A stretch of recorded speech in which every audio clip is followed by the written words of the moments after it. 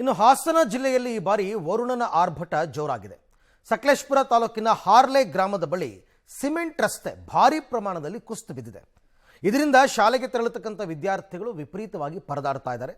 ಅಷ್ಟಕ್ಕೂ ಈ ಅವಾಂತರ ಸೃಷ್ಟಿಯಾಗಿದ್ದಾದರೂ ಯಾಕೆ ಅಂತ ಈ ರಿಪೋರ್ಟ್ ನೋಡಿ. ಹಾಸನದಲ್ಲಿ ಮುಂದುವರೆದ ಮಳೆ ಅವಾಂತರ. ಹಾರ್ಲೆ ಗ್ರಾಮದ ಬಳಿ ಸಿಮೆಂಟ್ ರಸ್ತೆ ಕುಸಿತ, ಶಾಲೆಗೆ ತೆರಳಲು ವಿದ್ಯಾರ್ಥಿಗಳು ಪರದಾಟ.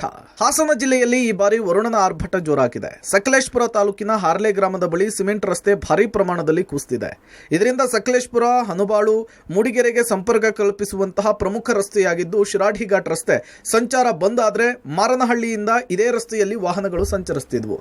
ಆದರೆ ಇದೀಗ ಹಾರ್ಲೆ ಸಮೀಪ ರಸ್ತೆ ಕುಸಿದಿರುವುದು 25ಕ್ಕೂ ಹೆಚ್ಚು ಗ್ರಾಮಗಳ ಗ್ರಾಮಸ್ಥರು ತೊಂದರೆಯನ್ನ ಅನುಭವಿಸುವಂತಾಗಿದೆ. ಪ್ರತಿನಿತ್ಯ ಈ ಮಾರ್ಗದಲ್ಲಿ ಶಾಲಾ ಕಾಲೇಜಿಗೆ ತೆರಳುತ್ತಾ ಇದ್ದಂತಹ ವಿದ್ಯಾರ್ಥಿಗಳು ಇದೀಗ 5 ರಿಂದ 6 ಕಿಲೋಮೀಟರ್ ಸುತ್ತಿ ಶಾಲೆಗೆ ತೆರಳುವಂತಹ ಸ್ಥಿತಿ ನಿರ್ಮಾಣವಾಗಿದೆ. ವಯೋವೃದ್ಧರು, ಅನಾರೋಗ್ಯ ಪೀಡಿತರು ತುರ್ತಾಗಿ ಆಸ್ಪತ್ರೆಗೆ ಕರೆದೊಯ್ಯಲು ಹರಸಾಹಸ ಪಡಬೇಕಿದೆ. ಭೂಕುಸಿತದಿಂದ ಪೈಪ್ಲೈನ್ ತುಂಡಾಗಿದ್ದು ಹೆಬ್ಬಸಾಲೆ ಗ್ರಾಮ ಪಂಚಾಯಿತಿಯ ಜನರು ಕುಡಿಯುವ ನೀರಿಲ್ಲದೆ ಪರದಾಡ್ತಿದ್ದಾರೆ. ಎಲ್ಲ ವೆಹಿಕಲ್ಗಳು ಇಲ್ಲೇ ತಿರುಗಬೇಕು, ಇಲ್ಲೇ ಹೋಗಬೇಕು. ಶಾಲಾ ಮಕ್ಕಳು ಕೂಡ ಇಲ್ಲಿಂದ ಸಕಲೇಶಪುರಕ್ಕೆ ಸುಮಾರು ಒಂದು 350-400 ಮಕ್ಕಳು ಹೋಗ್ತವೆ, 8-10 ಬಸ್ ಹೋಗ್ತವೆ.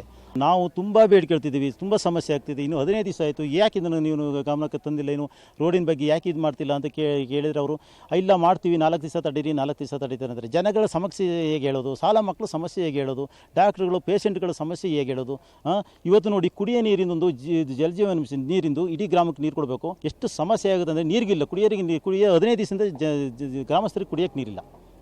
ಅದನ್ನು ಕೂಡ ಏನು ಮಾಡಬೇಕು ಅನ್ನೋದು ಇಲಾಖೆಗಳು ಬಂದು ಅದನ್ನು ಸರಿಯಾಗಿ ಗಮನವಹಿಸುತ್ತಿಲ್ಲ. ಹಾರ್ಲೆ ಗ್ರಾಮದ ಬಳಿ ಭೂಕುಸಿತದ ಸ್ಥಳಕ್ಕೆ ಕಂದಾಯ ಸಚಿವ ಕೃಷ್ಣ ಬೈರೇಗೌಡ, ಸಿಎಂ ಸಿದ್ದರಾಮಯ್ಯ, ಜಿಲ್ಲಾ ಉಸ್ತುವಾರಿ ಸಚಿವ ಕೆಎನ್ ರಾಜಣ್ಣ ಭೇಟಿ ಕೊಟ್ಟು ಪರಿಶೀಲನೆ ನಡೆಸಿದರು. ಬಳಿಕ ಸ್ಥಳೀಯರ ಆಹ್ವಾನ ಸ್ವೀಕರಿಸಿ ತಾತ್ಕಾಲಿಕವಾಗಿ ಬದಲಿ ರಸ್ತೆ ನಿರ್ಮಿಸಿಕೊಡುವ ಭರವಸೆ ಕೊಟ್ಟರು. ಬದಲಿ ರಸ್ತೆಯ ಮಾರ್ಗಕ್ಕೆ ಭೂಕುಸಿತದ ಪಕ್ಕದಲ್ಲಿಯೇ ಇರುವಂತಹ ಕಾಫಿ ತೋಟದ ಮಾಲೀಕರು ಜಾಗ ನೀಡೋದಾಗಿ ಹೇಳಿದರು. ಆದರೆ ಕಾಫಿ ತೋಟದ ಮಾಲೀಕರು ನೀಡಿರುವ ಜಾಗದ ಬದಲು ಬೇರೆಡೆ ರಸ್ತೆ ನಿರ್ಮಾಣ ಮಾಡಲಾಗ್ತಿದೆ ಅಂತ ಹೇಳಿ ತಾತ್ಕಾಲಿಕ ರಸ್ತೆಯ ಕಾಮಗಾರಿಗೆ ತಡೆ ಹಿಡಿಯಲಾಗಿದೆ. ಇನ್ನು ಈ ಬಗ್ಗೆ ಜಿಲ್ಲಾಡಳಿತ, ತಾಲೂಕು ಆಡಳಿತದ ಗಮನಕ್ಕೆ ತಂದರೂ ಗಮನ ಹರಿಸದೆ ಕೈಚೆಲ್ಲಿ ಕುಳಿತಿದ್ದಾರೆ ಅಂತ ಹೇಳಿ ಸ್ಥಳೀಯರು ಆಕ್ರೋಶ ವ್ಯಕ್ತಪಡಿಸಿದ್ದಾರೆ. ಇದು ರೋಡ್ ಕುಸಿದು 15 ದಿನ ಆಯಿತು. ಅಧಿಕಾರಿಗಳು ಸಿಎಂ ಸಾಹೇಬರಿಂದ ಹಿಡಿದು ಕೃಷ್ಣ ಬೈರೇಗೌಡರು, ರಾಜಣ್ಣವರು, ಎಲ್ಲ ಉಸ್ತುವಾರಿ ಸಚಿವರು, DC, SC ಎಲ್ಲ ಬಂದಿದ್ದಾರೆ. ಆದರೂ ನಮಗಿನ್ನೂ ರೋಡಿನ ಸಂಪರ್ಕ ಕಲ್ಪಿಸ್ಕೊಡಕ್ಕೆ ಆಗ್ತಾ ಇಲ್ಲ. ತೋಟದ ಮಾಲೀಕರು ಪಾಪ ಒಪ್ಕೊಂಡಿದ್ದಾರೆ, ಆದ್ರೂ ಎಲ್ಲರೂ ಸ್ವಲ್ಪ ನೆಗ್ಲೆಕ್ಟ್ ಮಾಡ್ತಾ ಇದ್ದಾರೆ. ರೋಡ್ ಮಾಡಿಕೊಡ್ತೀವಿ ಅಂತ ಒಪ್ಕೊಂಡಿದ್ದಾರೆ. ಆದರೆ ನೋಡಿ, ಅಲ್ಲಿ ನೀವು ಕ್ಯಾಮ್ರಾದಲ್ಲಿ ನೋಡ್ಬೋದು, ಬೇಕಾದರೆ ಅವರ ಪೈಪ್ ಲೈನ್ ಡ್ಯಾಮೇಜ್ ಆಗುತ್ತೆ ಅಂತ ಕೆಲಸ ಮಾಡ್ತಾ ಇದ್ದಾರೆ ಹೊರತು ರೋಡಿಗೋಸ್ಕರ ಯಾರು ಪರದಾಡ್ತಾ ಇಲ್ಲ. ಅವ್ರ ಪೈಪ್ ಉಳಿಸ್ಕೋಬೇಕು ಅಂತ ಮಾಡ್ತಾ ಇದ್ದಾರೆ. ಒಟ್ನಲ್ಲಿ ಹಾರ್ಲೆಯ ಬಳಿ ಭೂಕುಸಿತವಾಗಿದ್ದು ಅಲ್ಲಿನ ಜನರು ಸಂಚಾರ ವ್ಯವಸ್ಥೆ ಇಲ್ಲದೆ ಪರದಾಡುವಂತಾಗಿದೆ. ಇನ್ನಾದರೂ ಇದಕ್ಕೆ ಸಂಬಂಧಪಟ್ಟಂತಹ ಅಧಿಕಾರಿಗಳು ಇತ್ತ ಗಮನ ಹರಿಸಿ ಸಮಸ್ಯೆಯನ್ನು ಬಗೆಹರಿಸಬೇಕು ಎಂಬುದು ಸ್ಥಳೀಯರ ಆಗ್ರಹವಾಗಿದೆ. ನಾಗರಾಜ್ ಜೊತೆ Shashidhar, BC public TV, Hassan.